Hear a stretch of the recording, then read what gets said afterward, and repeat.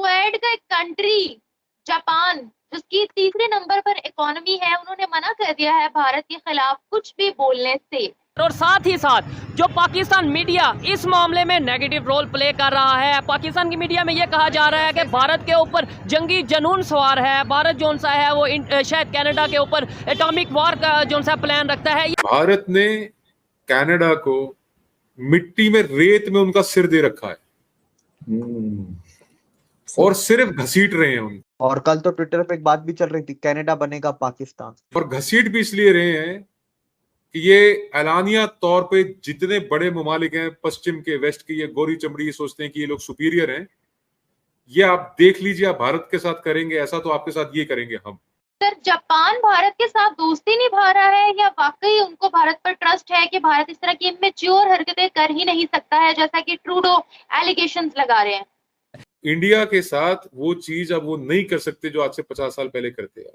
बिल्कुल, ये आप लिख के रख लीजिए। हेलो गाइस, स्वागत है आपका अफेयर गॉसिप्स न्यूज में। तो वीडियो में आगे बढ़ने से पहले हर बार की तरह फिर से एक बेनती है, चैनल को सब्सक्राइब करिएगा और बेल आइकन दबाना मत भूलिएगा। तो दोस्तों, वेस्टर्न कंट्री के बाद अब जापान ने भी रिफ्यूज किया है भारत के अगेंस्ट कुछ बोलने से। यहाँ तक कि अमेरिका ने भी कुछ न कुछ स्टेटमेंट दी है भारत कनाडा कंट्रोवर्सी में, जो कि अभी के लिए भारत की सपोर्ट में ही दी है। लेकिन यहाँ पर जापान ने एक सच्चे दोस्त होने का फर्ज अदा किया। जापान ने एक शब्द नहीं बोला भारत के खिलाफ। अब आप ये सोच रहे होंगे कि ठीक है, जापान कुछ नहीं बोला तो इसमें कौन सी बड़ी बात है। तो मैं आपको बता दूं, जापान क्वाड कंट्री का एक मेंबर भी है और दुनिया की तीसरी सबसे बड़ी अर्थव्यवस्था है। और तीसरी अर्थव्यवस्था वाला बड़ा देश पांचवी बड़ी अर्थव्यवस्था के मामले में कुछ नहीं बोला। तो ये भारत का एक असलो रसूख दिखाता है कि भारत आज कहां स्टैंड करता है। खैर, देखते हैं अब इस पर पाकिस्तानी मीडिया क्या चर्चा कर रहा है।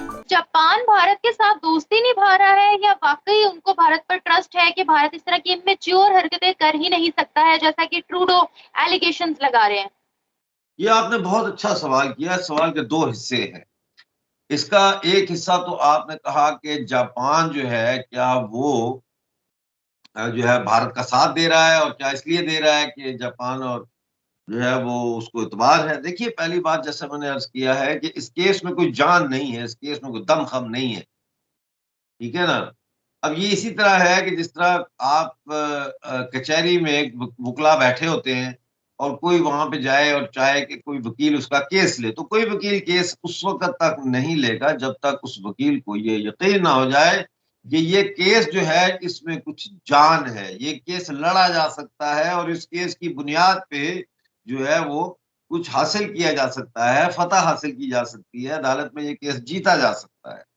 लेकिन अगर वकील को ये नजर आए कि ये केस तो बिल्कुल ही हवा में मुअल्लक है और इसकी तो कोई वैल्यू नहीं है और इसके लिए तो हमारे पास कोई एविडेंस नहीं है और इसका एविडेंस गैदर करना जो हमारे बस से बाहर है, जो कि एक्चुअली पुलिस का काम है, तो फिर वो केस नहीं लेंगे। यही चीज इस वक्त हो रही है दुनिया में कि लोग इसको जब देख रहे हैं, ट्रूडो अपना मुकदमा लेके अमेरिका के पास गया और कहा भाई अच्छा देखते हैं क्या, अच्छा ये है, नहीं भाई thank you very much. Japan ने कहा नहीं, और लोगों ने कहा नहीं, ब्रिटेन ने कहा नहीं।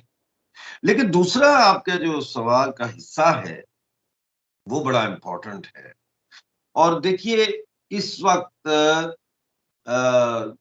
इंडिया के पास जो आपने बात की कि इंडिया ऐसा नहीं कर सकता, इंडिया के पास वो इंफ्रास्ट्रक्चर नहीं है, वो स्पियोनाज का, जासूसी का इंफ्रास्ट्रक्चर नहीं है जो दूसरे मुल्कों में जाके असैसिनेशंस करते हैं, ठीक है ना, ये उनके पास नहीं है।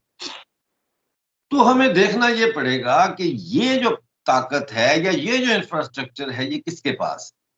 दुनिया जानती है कि दुनिया का सबसे मजबूत जो एस्पियोनाज का सिस्टम है या इंफ्रास्ट्रक्चर है वो तो CIA का है। वो ना सिर्फ ये कि असैसिनेशंस करवा सकते हैं, बल्कि वो तो हुकूमतों के तख्ते उलट देते हैं, ठीक है ना। इसी तरह से बरतानिया है, इसी तरह से और मुल्क है जो खुफिया एजेंसियां होती हैं। हर मुल्क की खुफिया एजेंसियां वो ड्रग्स के जरिए जो है एक्स्ट्रा पैसा कमाती हैं। वो एक अलहदा ही सिस्टम होता है उनका, अलहदा ही एक सेक्टर होता है उस एजेंसी का, जो ड्रग्स और स्मगलिंग के जरिए जो है पैसा इकट्ठा करते हैं और फिर उस पैसे से वो ये करते हैं। इसकी सबसे बड़ी मिसाल मैं आपको दूं 90s की, तो वो अमेरिका का है, जब निकरागुआ की हुकूमत गिराने के लिए होंडुरास के जो रेबल्स थे साउथ अमेरिका में, उनको CIA कॉन्ट्रा रेबल्स को फंड कर रही थी, और वो सारी फंडिंग कोलंबिया के अंदर जो ड्रग्स की थी स्मगलिंग, उससे उसको फाइनेंस कर रहे थे। तो दोस्तों आज की वीडियो में इतना ही, मिलते हैं ऐसे ही किसी नेक्स्ट वीडियो में, तब तक के लिए पीस आउट एंड जय हिंद।